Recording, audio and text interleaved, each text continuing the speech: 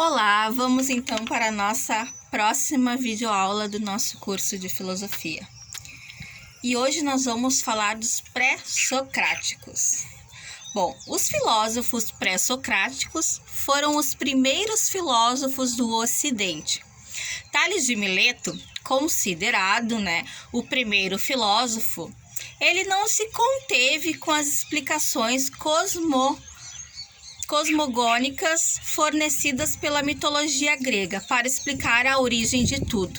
E parte, para uma observação muito importante, uma observação natural em busca de um princípio racional de tudo que fizesse sentido. Sua atitude, então, dá início à filosofia, aproximadamente 2.600 anos, como nós já estudamos nas aulas anteriores. Os primeiros filósofos, eles foram chamados de pré-socráticos. Por quê? Porque se situaram cosmologicamente antes do nosso filósofo Sócrates, o qual modificou o rumo da filosofia grega. O período pré-socrático também é chamado de cosmológico, pois os filósofos estavam buscando uma origem racional para o universo, que no vocabulário grego antigo pode ser traduzido como a palavra cosmos. O objetivo dos pré-socráticos, Tales de Mileto é um comerciante na região da Jônia que gostava de buscar novos conhecimentos e foi considerado, como nós já falamos, o primeiro filósofo. Como matemático, astrônomo, contam historiadores que Tales teria previsto um eclipse total no Sol no ano de 585 a.C., utilizando cálculos e conhecimento da astronomia. Então veja só o quanto Tales é importante. É ele também, que traz aquele nosso tão conhecido Teorema de Tales da matemática. Esse momento seria, segundo os historiadores, da filosofia antiga, o ápice do amadurecimento intelectual do nosso filósofo Tales, o que nos faz supor que a filosofia tenha surgido mais precisamente em uma data próxima à previsão deste eclipse. Tales observou a natureza e supôs que o princípio de tudo estaria contido nela própria. A sua análise foi motivada pela falta de coerência das mitologias ao tentarem explicar o surgimento de tudo.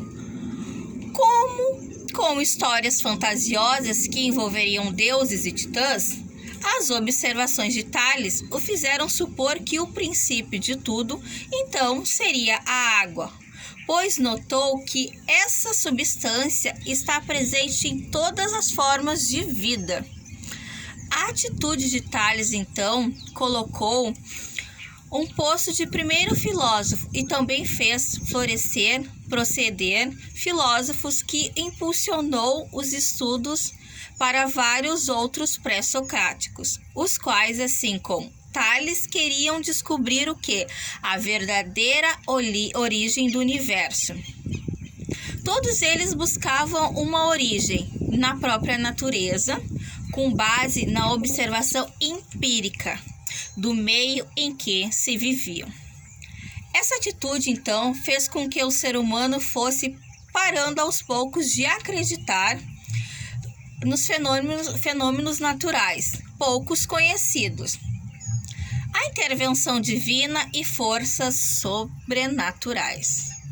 Os filósofos pré-socráticos, então, as principais ideias deles nutrem, esse mesmo objetivo: encontrar um princípio gerador ou a matéria primordial de todo o universo. Por isso, as suas ideias são bem parecidas. Os estudiosos sempre se esbarraram nas dificuldades que o tempo e o modo de escrita dos pré-socráticos colocavam.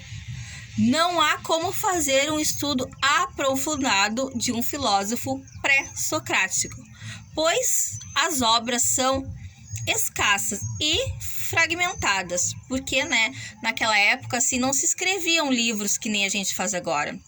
Eles escreviam fragmentos, então é muito difícil reunir porque são fragmentos, né? Então, pelo fato de ser escassos, ser fragmentos, né? Bom, no entanto, é notório que eles buscavam fundamentar o que se chamava, então, de arqué. Arqué, então, seria o princípio originário de tudo, por meio de uma observação da physis, que significa natureza. Para facilitar os estudos, os historiadores da filosofia reuniram os pré-socráticos em escolas filosóficas, de acordo com sua proximidade geográfica, né? Ou seja, conforme eles se localizavam. Coincidente, né, com a proximidade das ideias, as escolas pré-socráticas são a escola da Jônia, então, que Tales de Mileto é considerado, né? Que Tales de Mileto, então, foi o fundador, né? Foi quem tomou conta dessa região, né? Da Jônia, que atualmente é conhecido como a parte da Turquia. Tales estabeleceu que a água como princípio gerador de tudo. Anaximandro, que teve também contato com as ideias de Tales, passou pelo mesmo processo de observação empírica da natureza e constatou então que a origem de tudo estava contida num elemento infinito e indeterminante, consignado, né, pela palavra asperion. Seu discípulo Anaximenes concordou que o elemento era infinito, mas afirmou ser possível determiná-lo, pois o ar estaria presente em tudo, sendo, portanto, a causa material primeira. Já a escola de Pitágoras, né? Pitágoras foi um dos mais importantes matemáticos de todos os tempos. Afinal, quem não conhece o teorema de Pitágoras, né? Sua percepção matemática envolveu rituais místicos. Levou a estabelecer que a origem de tudo, de todo o universo, estaria então em relações matemáticas, mais especificamente naquilo que dá origem a tudo na geometria, o ponto junto à ideia, a unidade, né, proposta pelo algarismo 1, que é o início da excelência. Seus seguidores continuaram a mística pitagórica, que envolveria música, matemática e cosmologia. A escola, né, eleata de Parmênides é considerado pelos historiadores da filosofia como pensador imobilismo universal. Parmênides e seus discípulos Zenão são os principais filósofos eleastas. Para eles, a origem de tudo não estaria no estabelecimento de uma causa material primordial, mas no entretenimento que não houve início, pois não houve mudança. Eles eram imobilistas e acreditavam que a natureza era eterna e imutável e que as mudanças que aprendemos são frutos de nossas percepções meramente enganosas. Bom, os pluralistas, então, não elegeram apenas um elemento primordial, mas vários elementos que se juntaram para formar todo o universo de acordo com as suas teorias. Para Empédocles, a origem do universo estaria no que ele chamou de 4 elementos básicos: terra, fogo, água e ar. Anaxágoras, né, estabeleceu que a origem deu-se por meio de uma junção de sementes. Essa junção aconteceria quando havia afinidade entre diferentes sementes, mediante a relação que ele classificou como amor. Do mesmo modo, sementes que não tinham afinidade entre si separaram-se para a relação que ele chamou de ódio. Demócrito e Leucipp. Talvez os mais conhecidos entre os pluralistas foram a teoria atomista, que acreditava que a origem de tudo, a junção das partículas invisíveis e indivisíveis, os átomos, a importância, né? Bom, a importância, então, que tem todo esse conhecimento até agora.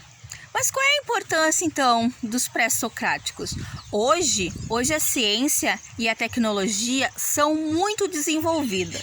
As ideias pré-socráticas parecem obsoletas e inúteis para entender a constituição natural de tudo. Porém, a importância dos pré-socráticos reside no fato que o conhecimento racional e a atitude filosófica que daria origem a uma atitude científica, iniciando-se como cosmologia dos gregos. A nossa ciência somente pode ser considerar afirmações dos antigos filósofos, os obsoletas, porque eles formulavam e possibilitavam o desenvolvimento de toda a inteligência racional que nós encontramos hoje. Também temos que pensar uma importância histórica, pois para entender o desenrolar da filosofia e da tradição racional ocidental, é preciso olhar o oriente de tudo, ou seja, a origem. Nós temos que olhar a origem de tudo, de todo modo a perceber como chegamos, aonde chegamos e para onde vamos. Como já falei, né, que a bibliografia dos pré-socráticos é um pouco assim rasa, né, porque são fragmentadas, né? Não se tem muitos escritos dos filósofos pré-socráticos hoje em dia, né?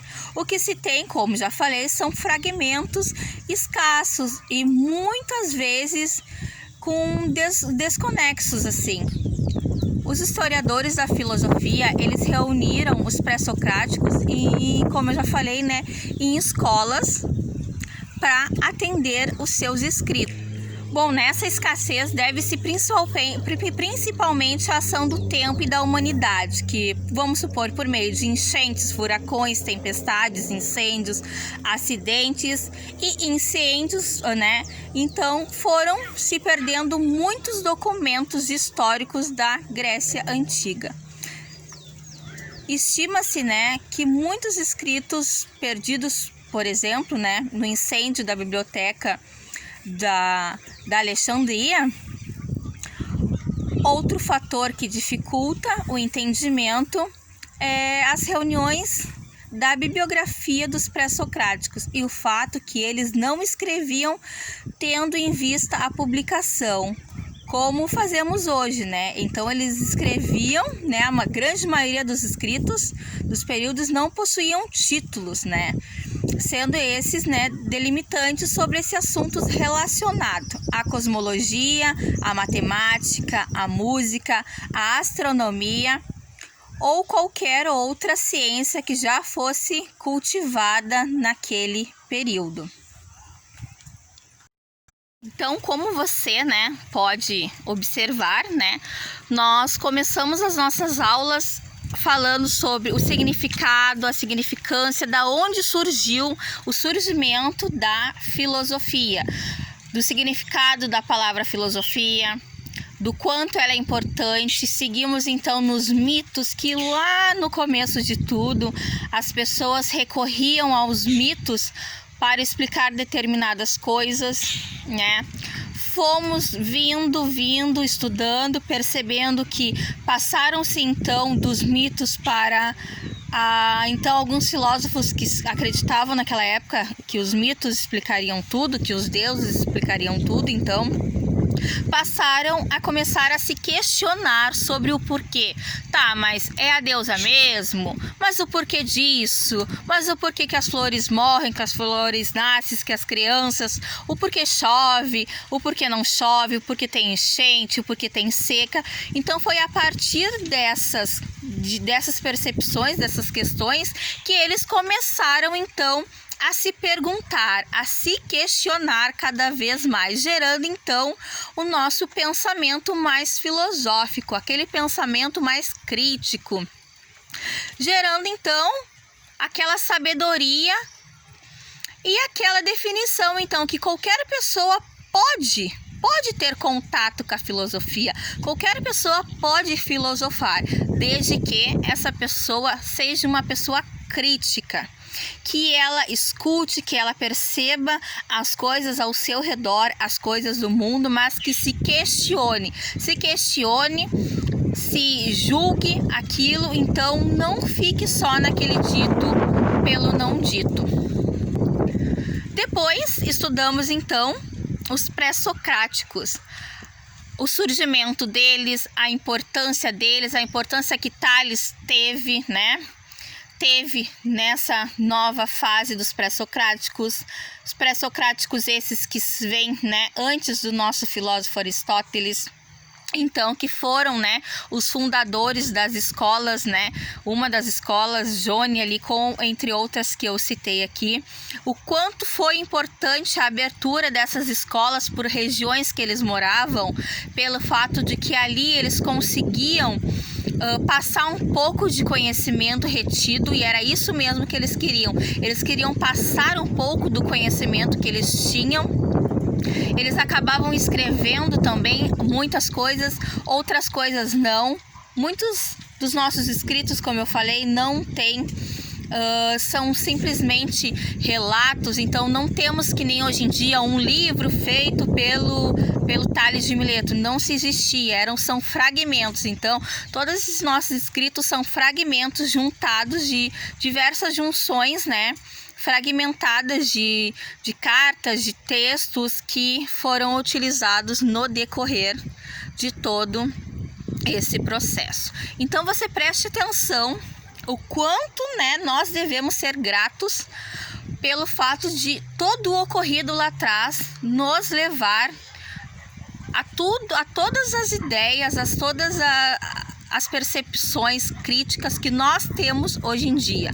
O quanto aquele pensamento mítico lá, que acompanharam muitos ancestrais, hoje em dia não. Hoje em dia, então, nós perdemos um pouco daquele senso mitológico e passamos para um senso mais crítico, capaz de filosofar, de questionar, de querer saber o porquê das coisas e não simplesmente ficar naquele boca a boca. É importante por isso, por aquilo e deu. Não. Então, veja a importância de nos tornarmos seres críticos e poder assim, com a nossa crítica, saber até que ponto eu acredito naquilo, até que ponto aquilo me convence, eu consigo argumentações fortes ou não. Bom, eu vou deixar materiais de apoio aqui, tá? Links de materiais de apoio, vou deixar também a atividade. Espero que vocês tenham curtido a nossa aula de hoje sobre a retomada da filosofia e os pré-socráticos, e até a próxima aula. Beijo!